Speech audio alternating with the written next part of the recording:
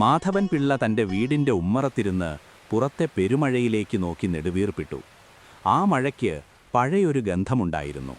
നനഞ്ഞ മണ്ണിന്റെയും അതിലുപരി മാഞ്ഞുപോയ ഓർമ്മകളുടെയും ഗന്ധം. 80 വയസ്സു പിന്നിട്ട ആ ശരീരത്തിൽ ഇപ്പോൾ ആവേശമില്ല. പക്ഷേ ഉള്ളിലെ ചിന്തകൾക്ക് മരിച്ചുപോയ കാലത്തിന്റെ വേഗതയുണ്ട്. 5 വർഷം മുമ്പ് സുഭദ്ര പോയതോടെ ഈ വീട് വെറുമൊരു മരക്കൂടായി മാറി. മക്കൾ രണ്ടുപേരും വിദേശത്താണ്. മാസത്തിലൊരിക്കലുള്ള വീഡിയോ കോളിൽ അവരുടെ സ്നേഹം അവസാനിക്കും. അച്ഛാ, അവിടെ തനിച്ചല്ലേ? വല്ല വൃദ്ധസദനത്തിലും നിന്നൂടെ? ഞങ്ങൾക്ക് സമാധാനമായല്ലോ എന്ന ചോദ്യം വരുമ്പോൾ മാധവൻ പിള്ള ഫോൺ കട്ട് ചെയ്യും. സ്വന്തം വീടിന്റെ മണവും സുഭദ്രയുടെ ഓർമ്മകളും വിട്ട് എങ്ങോട്ടേക്കുമില്ലെന്ന് അയാൾ ഉറപ്പിച്ചിരുന്നു. മക്കൾ അയക്കുന്ന പണം അക്കൗണ്ടിൽ കുന്നുകൂടുന്നുണ്ടെങ്കിലും ഒരു ഗ്ലാസ് വെള്ളമെടുത്തു തരാൻ ആരുമില്ലാത്ത രാത്രികളിൽ അയാൾ തനിച്ചിരുന്ന് കരയുമായിരുന്നു. അപ്പോഴാണ് മുറ്റത്തെ ഗേറ്റ് തുറന്ന് ആ രൂപം അകത്തേക്ക് വന്നത്. നനഞ്ഞു കുതിർന്ന ഒരു ചെറിയ പെൺകുട്ടി. 10 വയസ്സിൽ താഴെ മാത്രം പ്രായം. കയ്യിൽ കീറിയ ഒരു കുടയുണ്ട്. പക്ഷേ അത് മഴയെ തടയാൻ മാത്രം ശക്തമായിരുന്നില്ല. അപ്പൂപ്പ, ഇച്ചിരി നേരം ഇവിടെ നിന്നോട്ടെ, മഴ തോർന്നിട്ട് പൊക്കോളാം, അവൾ വിറയ്ക്കുന്ന ശബ്ദത്തിൽ ചോദിച്ചു. മാധവൻ പിള്ള ആദ്യമൊന്നും മടിച്ചു. പിന്നെ പതുക്കെ പറഞ്ഞു, അകത്തേക്ക് കയറി നിൽക്കൂ കുട്ടി, ഉടുപ്പൊക്കെ നനഞ്ഞല്ലോ, പനി പിടിക്കും.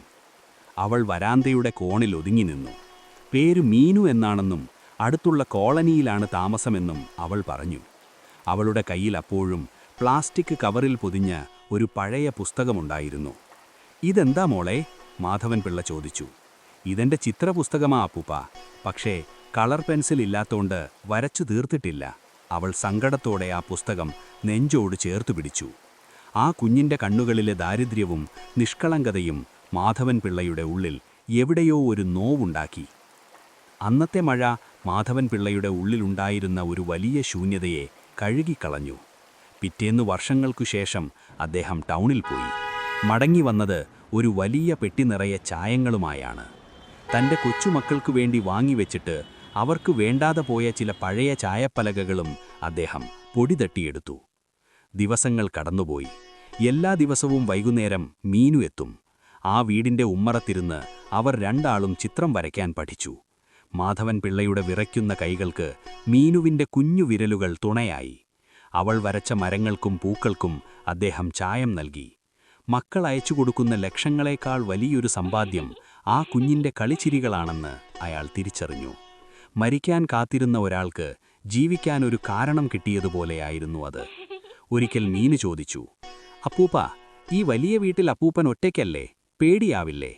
മാധവൻ പിള്ള അവളുടെ തലയിൽ തലോടിക്കൊണ്ടു പറഞ്ഞു, ഇത്രയും കാലം പേടിയായിരുന്നു മോളെ, പക്ഷേ ഇപ്പോൾ എനിക്ക് നിന്റെ ഈ മഴവിൽ നിറങ്ങളില്ലേ കൂട്ടിന്. അങ്ങനെയിരിക്കെ ഒരു ദിവസം മീനു വന്നില്ല. രണ്ടാമത്തെ ദിവസവും അവൾ എത്തിയില്ല. മാധവൻ പിള്ളയുടെ മനസ്സ് ആകെ അസ്വസ്ഥമായി. അദ്ദേഹം വടി കുത്തിപ്പിടിച്ച് കോളനിയിൽ അവളെ അന്വേഷിച്ചു ചെന്നു. അവിടെ കണ്ട കാഴ്ച അയാളുടെ നെഞ്ചു തകർക്കുന്നതായിരുന്നു. ചോർന്നൊലിക്കുന്ന ഒരു കൂരയ്ക്കുള്ളിൽ കീറിപ്പറിഞ്ഞ പായയിൽ പനി ബാധിച്ചു ബോധരഹിതയായി കിടക്കുന്ന മീനു. അവളുടെ അച്ഛൻ കൂലിപ്പണിക്ക് പോയതാണ്. അമ്മ അടുത്ത വീട്ടിൽ പാത്രം കഴുകാൻ പോയിരിക്കുന്നു. മരുന്നിനോ ഭക്ഷത്തിനോ പോലും വകയില്ലാത്ത ആ കുടുംബത്തിന്റെ ദാരിദ്ര്യം അയാളെ പൊള്ളച്ചു. മാധവൻ പിള്ള മടിച്ചു നിന്നില്ല. തന്റെ പഴയ കാറ് വിളിച്ച് അവളെ പട്ടണത്തിലെ വലിയ ആശുപത്രിയിലെത്തിച്ചു. തീവ്രപരിചരണത്തിനു മുന്നിൽ ആ വൃദ്ധൻ തനിച്ചിരുന്നു. മക്കൾ വിളിച്ച് അച്ഛൻ എന്തിനാണ് ആരോ പോലുമല്ലാത്ത ഒരു കുട്ടിക്ക് വേണ്ടി ഇത്രയും പണം കളയുന്നത് എന്ന് ചോദിച്ചപ്പോൾ മാധവൻ പിള്ളയുടെ ശബ്ദം ഇടറി. അദ്ദേഹം പറഞ്ഞു, മക്കളെ, എനിക്ക് സുഖമില്ലാതെ കിടന്നപ്പോൾ നിങ്ങൾ തന്നത് പണമാണ്. പക്ഷേ എനിക്ക് വേണ്ടത് ഒരു തുള്ളി സ്നേഹമായിരുന്നു. ഈ കുഞ്ഞെനിക്ക് തന്നത് അതാണ്. എൻ്റെ ശവമഞ്ചത്തിന് പിന്നിൽ നടക്കാൻ ഒരുപക്ഷെ നിങ്ങൾ വന്നെന്നു വരില്ല, പക്ഷേ ഈ കുഞ്ഞു വരും. അവൾ എൻ്റെ മകളാണ്. ആ വാക്കുകൾക്ക് മറുപടി പറയാൻ മക്കൾക്കു കഴിഞ്ഞില്ല. 2 ആഴ്ചയ്ക്ക് ശേഷം മീനു സുഖം പ്രാപിച്ചു തിരികെ വന്നു. പക്ഷേ അവൾ വന്നത് അവളുടെ പഴയ കൂരയിലേക്കല്ല. മാധവൻ പിള്ള തൻ്റെ വീടിൻ്റെ ഒരു ഭാഗം അവൾക്ക് കുടുംബത്തിന് താമസിക്കാൻ ഒരുക്കി കൊടുത്തിരുന്നു. ഇനി മുതൽ നീ എൻ്റെ കൊച്ചുമകളാണ്. ഈ ഉമ്മറത്ത് നിന്റെ ചായങ്ങൾ ചിതറിക്കിടക്കണം, അദ്ദേഹം കണ്ണു തുടച്ചുകൊണ്ട് പറഞ്ഞു. ഇന്ന് ആ വലിയ വീടിൻ്റെ ഉമ്മറത്ത് മാധവൻ പിള്ള ഒറ്റയ്ക്കല്ല.